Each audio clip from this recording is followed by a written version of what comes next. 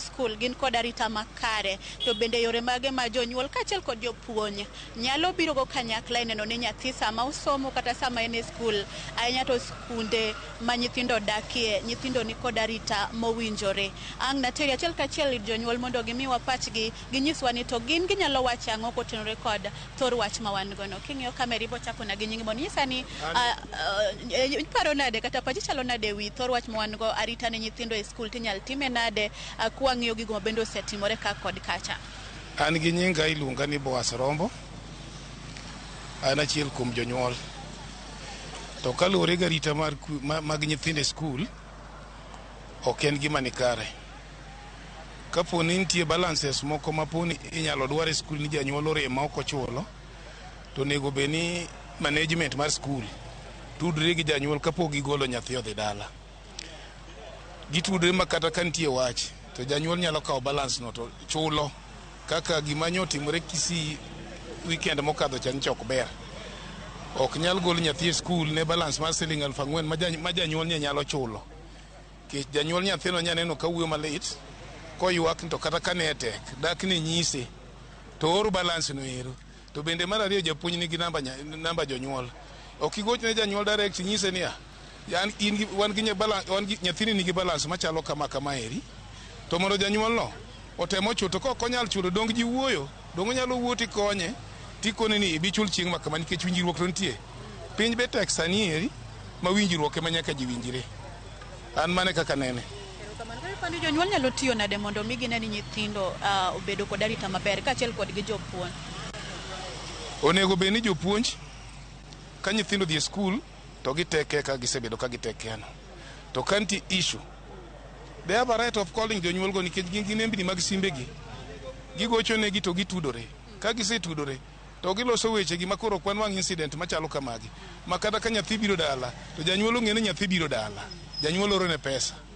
An mane pacha. Erokamano kuom paro maliw. Machiegni in be nyalo mana nyisa pachi kotenore kod thor wach ma wan godo kawuono. Ka bende nyithindo e skul gin garita makare sama gisomo. Ng'i kamera kacha. Ani nyinga iluonga ni Peter Okia. E skul nyithindo nigi arita maber.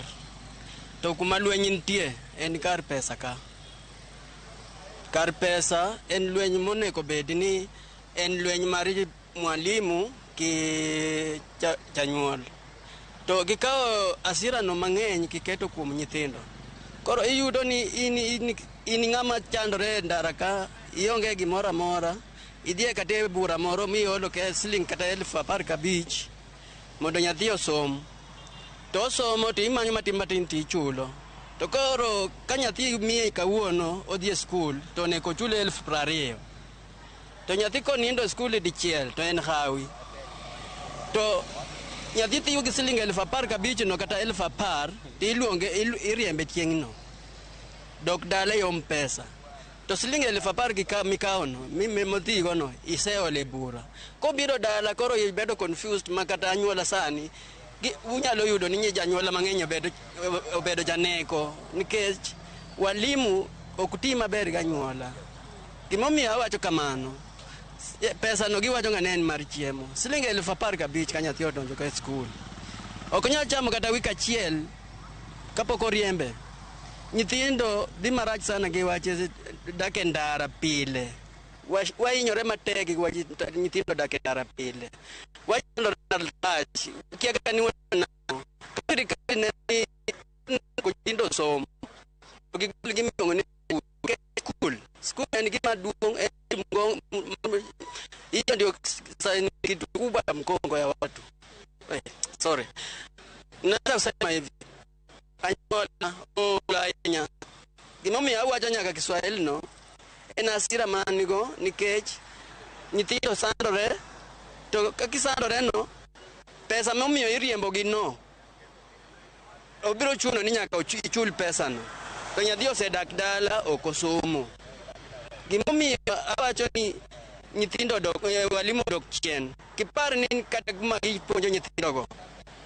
Wani ganyuola moko maskini makata tero za school no moko watiyo gi pasari, moko watiyo gi yani en shida iuso dhok intieko.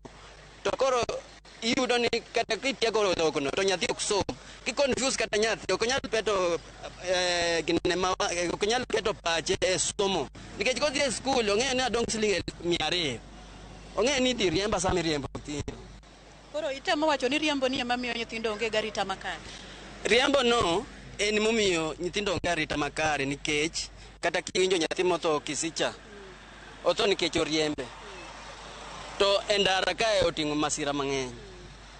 Jomoko wuok mabor ok koro kaka inyalo timore gi jogo e tek koro gima nyalo kwayo kendo mogik aneno ok awach ni president nokoso ok awach kamano noyiero kaka oyiero minister lakini ministers ariyo ma chieng' mane obedo kachakre Matiang'i Magoha ni gini minister manyalo chung' kanyuola magikonywa wuoyo gi jopuonj ma nyithindo riembo mang'eny kamano.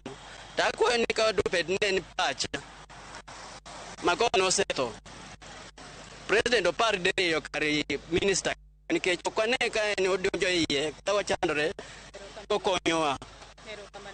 Machiegni mondo imbe miwa pachi ewi wachni iparo ni nyithindo bende nigi arita makare sama gisomo e skul to jonyuol gi jopuonj nyalo timo ang'o mondo gine ni nyithindo obedo kod arita ma masira manoneno e gwenge ma Kisii ok kik chak neno. Okay, nyinga iluongo ni Dan Kwach. Adwa wacho nikech kata mana jopuonje go be gin mana jonyuol e seche ma nyathi wuok e skul kadok dala mondo mi omfi. It is better mondo miyo jopuonje owinjre gi ogochne jonyuol gi mondo nyisgi ni chieng' ma kama wadhi riembo nyithindo miyo ka nitie wach moro to giwacho kendo giwinjore. Lak seche ma wantiere ni ji opong' kod shida mang'eny kod stress makata drivers mane yo bende ok pachgi ok ti e yo maler.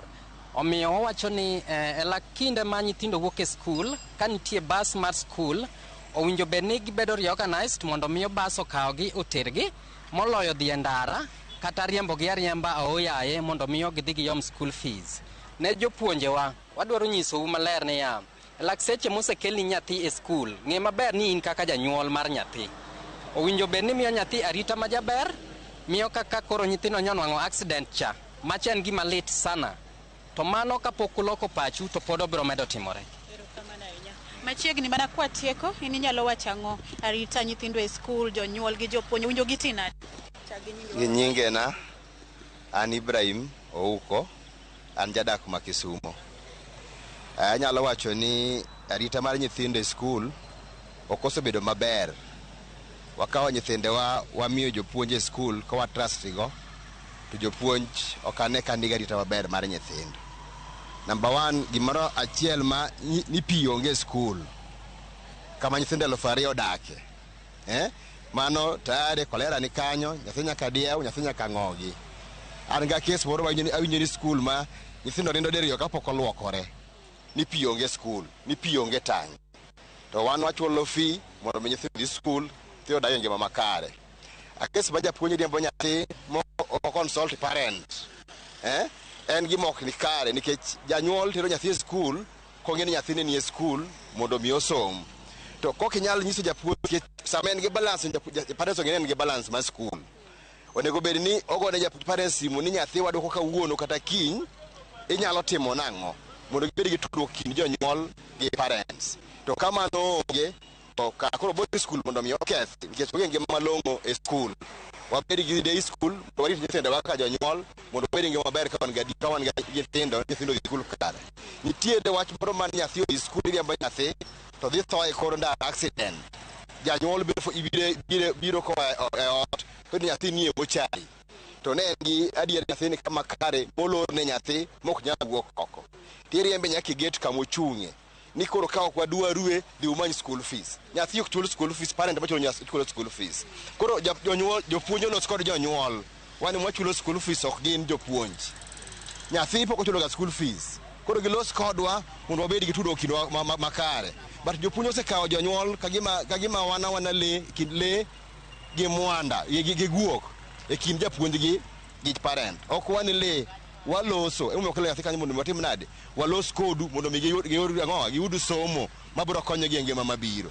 to kamano ok nyal timore to okane ka wabro trust jopuonj kendo gi nyithindo katek to gi will minister mar education mane wuotho e skul ka ng'iyo ngima mar skul wasebedo gi problem mar wasiri ma wan go sani ok